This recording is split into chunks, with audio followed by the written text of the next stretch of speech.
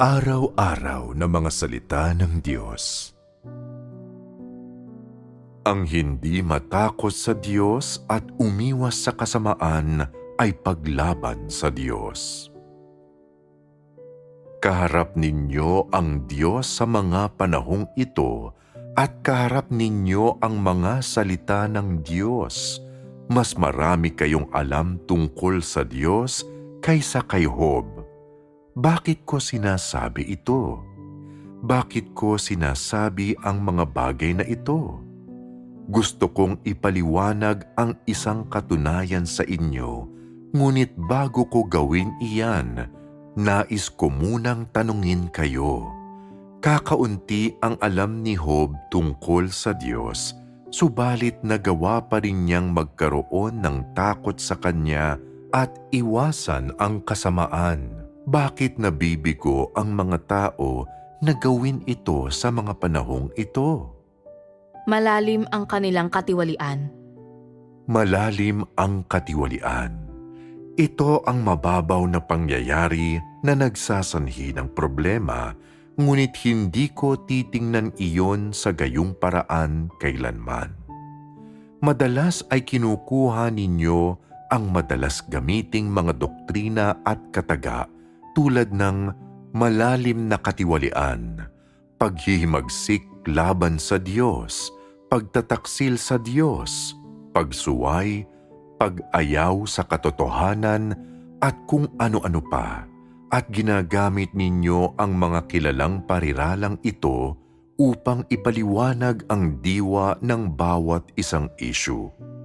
Mali ang paraang ito ng pagsasagawa. Ang paggamit ng iisang sagot para ipaliwanag ang mga bagay tungkol sa iba't ibang kalikasan ay tiyak na pupukaw sa lapastangang mga hinala tungkol sa katotohanan at sa Diyos. Ayaw kong marinig ang ganitong klaseng sagot. Pag-isipan ninyong mabuti ito. Walang isa man sa inyo ang nakapag-isip tungkol sa bagay na ito, ngunit nakikita ko ito bawat araw at bawat araw ay nadarama ko ito. Sa gayon, habang kumikilos kayo, nakamasid ako.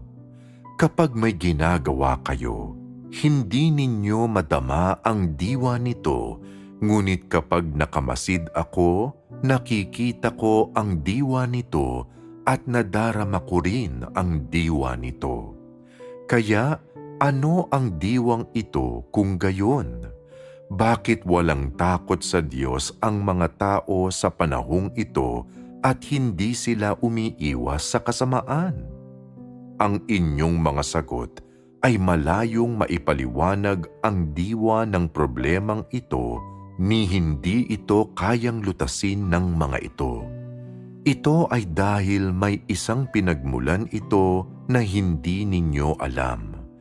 Ano ang pinagmulang ito? Alam kong gusto ninyong marinig ang tungkol dito, kaya sasabihin ko sa inyo ang pinagmulan ng problemang ito.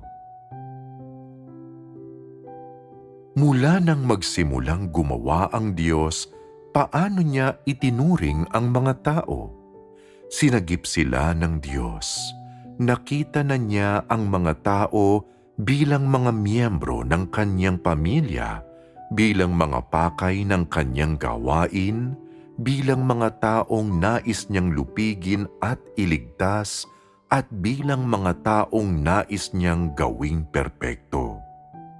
Ito ang saloobin ng Diyos sa sangkatauhan sa simula ng kanyang gawain. Ngunit ano ang saloobin ng sangkatauhan sa Diyos noon?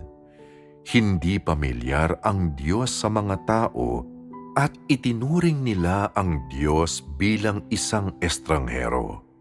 Masasabi na ang kanilang saloobin sa Diyos ay hindi umani ng mga tamang resulta at wala silang malinaw na pagkaunawa kung paano nila dapat tratuhin ang Diyos. Sa gayon, itinuring nila siya ayon sa gusto nila at ginawa nila ang anumang gusto nila. May mga opinyon ba sila tungkol sa Diyos? Noong una, wala. Ang tinatawag na mga opinyon ay binuo lamang ng ilang kuro-kuro at sapantaha tungkol sa Kanya. Tinanggap nila kung ano ang umayon sa kanilang mga kuro-kuro at kapag may isang bagay na hindi umayon sa kanilang mga kuro-kuro, pakunwari nila itong sinunod. Ngunit lubhang nagtalo ang kanilang kalooban at kinontra nila ito. Ganito ang relasyon sa pagitan ng Diyos at ng mga tao sa simula. Itinuring sila ng Diyos bilang mga miyembro ng pamilya, subalit itinuring siya ng tao bilang isang estranghero. Gayunman, pagkaraan ng ilang panahon ng gawain ng Diyos, naunawaan ng mga tao kung ano ang sinisikap niyang makamit at nalaman nila na siya ang tunay na Diyos. Nalaman din nila kung ano ang maaari nilang matamo mula sa Diyos. Paano itinuring ng mga tao ang Diyos sa panahong ito? Ang tingin nila sa Kanya ay isang mahihingan ng tulong at inasam nilang mapagkalooban ng Kanyang biyaya, mga pagpapala at mga pangako. Sa panahong ito, paano itinuring ng Diyos ang mga tao? Itinuring niya sila bilang mga layon ng Kanyang paglupig. Nais ng Diyos na gumamit ng mga salita upang hatulan sila, suriin sila, at isailalim sila sa mga pagsubok. Gayunman, para sa mga tao noon, ang Diyos ay isang bagay na maaari nilang gamitin upang makamtan ang sarili nilang mga layunin. Nakita ng mga tao na ang katotohanang inilabas ng Diyos ay maaari silang lupigin at iligtas, na nagkaroon sila ng isang pagkakataong matamo ang mga bagay na nais nila mula sa Kanya at matamo rin ang mga hantungang nais nila. Dahil dito, nabuo ang katiting na katapatan sa kanilang puso at naging handa silang sundan ang Diyos na ito. Lumipas ang ilang panahon at dahil nagtamo sila ng kaunting mababaw at doktrinal na kaalaman tungkol sa Diyos, masasabi pa na nagsisimula ng maging pamilyar ang mga tao sa Diyos at sa mga salitang Kanyang sinabi, Kanyang pangangaral, sa mga katotohanang Kanyang inilabas at Kanyang gawain. Sa gayon ay nagkamali sila sa pagkaintindi na kilala na nila ang Diyos at na nagsimula na silang lumakad sa landas ng pagiging kaayon ng Diyos. Sa ngayon, nakarinig na ang mga tao ng napakaraming sermon tungkol sa katotohanan at nakaranas na ng malaking bahagi ng gawain ng Diyos. Magkagayunman, dahil sa panghihimasok at paghadlang sanhi ng iba't ibang kadahilanan at mga sitwasyon, hindi maaaring magtagumpay ang karamihan sa mga tao sa pagsasagawa ng katotohanan ni hindi nila mapapalugod ang Diyos. Lalong naging matamlay at lalong nawalan ng tiwala ang mga tao. Nag-iibayo ang pakiramdam nila na walang nakakaalam sa sarili nilang mga kahihinatnan. Hindi sila nangangahas na mag-isip ng anumang magara na mga ideya at wala silang hangad na umunlad. Nag-aatubili lamang silang sumusunod, sumusulong sa paisa-isang hakbang. Patungkol sa kasalukuyang kalagayan ng mga tao, ano ang saloobin ng Diyos sa kanila? Nais lamang niyang ipagkaloob ang mga katotohanang ito sa kanila at pagtibayin ang mga ito sa kanyang daan, at pagkatapos ay magpaplano siya ng iba-ibang sitwasyon upang subukan sila sa iba't ibang paraan. Ang kanyang layunin ay gamitin ang mga salitang ito, ang mga katotohanan ito at ang kanyang gawain at magdulot ng isang kahihinatnan kung saan may kakayahan ang mga tao na magkaroon ng takot sa kanya at umiwas sa kasamaan. Karamihan sa mga taong nakita ko ay itinuturing lamang ang mga salita ng Diyos bilang mga doktrina, mga titik lamang na nakasulat sa papel, mga regulasyong susundin. Sa kanilang mga kilos at pananalita o habang nahaharap sa mga pagsubok, hindi nila itinuturing ang daan ng Diyos bilang daan na dapat sundan. Lalong totoo ito kapag nahaharap ang mga tao sa malalaking pagsubok. Wala pa akong nakitang tao na nagsasagawa sa direksyon ng pagkakaroon ng takot sa Diyos at pag-iwas sa kasamaan. Sa gayon, ang saloobin ng Diyos sa mga tao ay puno ng matinding pagkamuhi at pag-ayaw. Sa kabila ng kanyang paulit-ulit na pagbibigay sa kanila ng mga pagsubok kahit daan-daang beses pa, wala pa rin silang anumang malinaw na saloobin upang maipamalas ang kanilang determinasyon.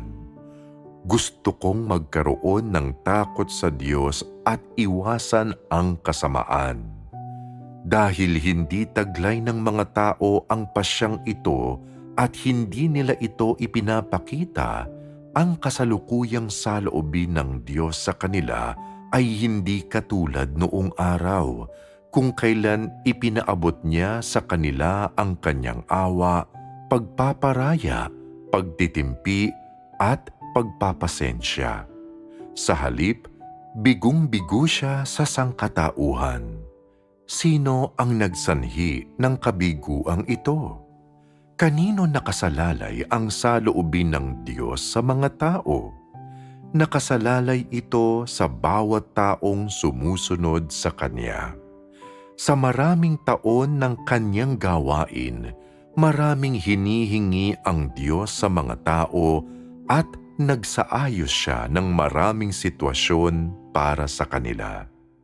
Gayunman, paano man sila nagsagawa at anuman ang saloobin nila sa Diyos, nabigo ang mga tao na magsagawa ng may malinaw na pagsunod sa layuning magkaroon ng takot sa Diyos at umiwas sa kasamaan.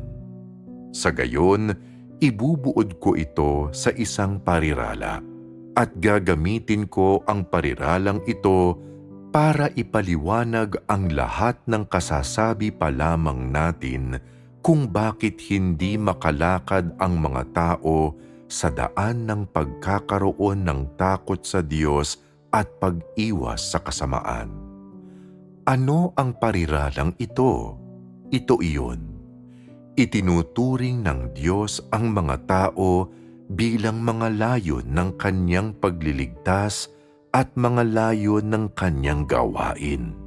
Itinuturing ng mga tao ang Diyos bilang kanilang kaaway at kanilang kakontra. Malinaw na ba sa iyo ngayon ang bagay na ito? Napakalinaw ng saloobin ng sangkatauhan, ng saloobin ng Diyos at ng relasyon sa pagitan ng mga tao at ng Diyos. Gaano mang pangaral ang napakinggan ninyo, yaong mga bagay na pinaghugutan ninyo ng sarili ninyong mga konklusyon tulad ng pagiging tapat sa Diyos, pagpapasakop sa Diyos, paghahanap ng daan para maging kaayo ng Diyos, pagkagustong gugulin ang buong buhay para sa Diyos, at pagnanais na mabuhay para sa Diyos. Para sa akin, ang mga bagay na iyon ay hindi mga halimbawa ng sadyang paglakad sa daan ng Diyos, ang magkaroon ng takot sa Diyos at umiwas sa kasamaan, kundi sa halip, mga daluyan lamang ang mga ito tungo sa inyong pagtatamo ng ilang layunin. Para matamo ang mga iyon, nag-aatubili kayong sumunod sa ilang regulasyon at ang mga regulasyong ito mismo ang naglalayo sa mga tao mula sa daan ng pagkakaroon ng takot sa Diyos at pag-iwas sa kasamaan, at minsan pang inilalagay niyan ang Diyos bilang kakontra ng sangkatauhan. Medyo mabigat ang paksa ngayon, ngunit ano't anuman, umaasa pa rin ako na kapag dumaan kayo sa mga karanasang darating at sa mga panahong darating, magawa ninyo ang kasasabi ko pa lamang sa inyo. Huwag ninyong ituring ang Diyos na walang halaga, na para bang umiiral siya kapag may silbi siya sa inyo, ngunit hindi siya umiiral kapag wala siyang silbi sa inyo. Kapag nagkaroon ka ng gayong ideya nang wala kang kamalay-malay, napagalit mo na ang Diyos. Marahil ay may mga taong nagsasabing, hindi ko itinuturing ang Diyos na walang halaga. Lagi akong nagdarasal sa Kanya at lagi kong sinusubukang bigyang kasiyahan siya, at lahat ng ginagawa ko ay nasa loob ng saklaw, pamantayan at mga prinsipyong kinakailangan ng Diyos. Talagang hindi ako nagsasagawa ayon sa sarili kong mga ideya. Oo, tama ang paraang ito ng iyong pagsasagawa. Magkagayunman, ano ang iniisip mo kapag nahaharap ka sa isang problema? Paano ka nagsasagawa kapag nahaharap ka sa isang issue? Nadarama ng ilang tao na umiiral ang Diyos kapag nagdarasal sila sa Kanya at nagsusumamo sa Kanya. Ngunit tuwing nahaharap sila sa isang problema, bumubuo sila ng sarili nilang mga ideya at nais nilang sundin ang mga ito. Ang ibig sabihin niyan ay itinuturing nila ang Diyos na walang halaga, at dahil sa gayong sitwasyon, hindi umiiral ang Diyos sa kanilang isipan. Naniniwala ang mga tao na dapat umiral ang Diyos kapag kailangan nila siya, ngunit hindi kapag hindi nila siya kailangan. Iniisip ng mga tao na ang pagsasagawa batay sa sarili nilang mga ideya ay sapat na.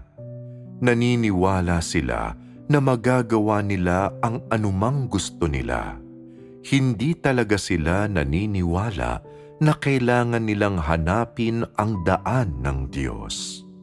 Para sa mga taong kasalukuyang nasa ganitong uri ng sitwasyon at hindi sila makaalpas, hindi ba nila inilalagay ang sarili nila sa panganib? Sabi ng ilang tao, inilalagay ko man ang sarili ko sa panganib o hindi, sumampalataya na ako sa loob ng maraming taon at naniniwala ako na hindi ako pababayaan ng Diyos dahil hindi niya ako matitiis. Sabi ng iba, naniwala na ako sa Panginoon noon pa mang nasa sinapupunan ako ng aking ina. 40 o 50 taon na ang nakalipas, kaya sa tagal ng panahon, lubha akong karapat-dapat na iligtas ng Diyos at lubha akong karapat-dapat na patuloy na mabuhay. Sa nakalipas na 4 o 5 dekada, tinalikuran ko na ang aking pamilya at aking trabaho at naisuko ko na ang lahat ng mayroon ako tulad ng pera, katayuan, kasiyahan at oras para sa aking pamilya. Hindi ako kumain ng maraming masasarap na pagkain. Hindi ako nagpakasaya sa maraming libangan. Hindi ko nabisita ang maraming interesanteng lugar at naranasan ko pang maghirap na hindi kayang tiisin ng mga ordinaryong tao. Kung hindi ako maililigtas ng Diyos sa kabila ng lahat ng ito, hindi makatarungan ang pagtrato sa akin at hindi ako maniniwala sa ganitong uri ng Diyos. Marami bang taong ganito ang pananaw? Kung gayon, ipauunawa ko sa inyo ngayon ang isang katunayan. Lahat ng taong gayon ang pananaw ay binabaril ang kanilang sariling paa. Ito ay dahil tinatakpan nila ang kanilang mga mata sa sarili nilang mga imahinasyon. Ang mga imahinasyong ito mismo, pati na ang sarili nilang mga konklusyon, ang pumapalit sa pamantayang pinatutugunan ng Diyos sa mga tao at pumipigil sa kanila na tanggapin ang tunay na mga layunin ng Diyos. Dahil dito, hindi nila madama ang kanyang tunay na pag-iral at nawawalan din sila ng pagkakataong magawang perpekto ng Diyos na tinatalikuran ang anumang bahagi o kabahagi nila sa pangako ng Diyos.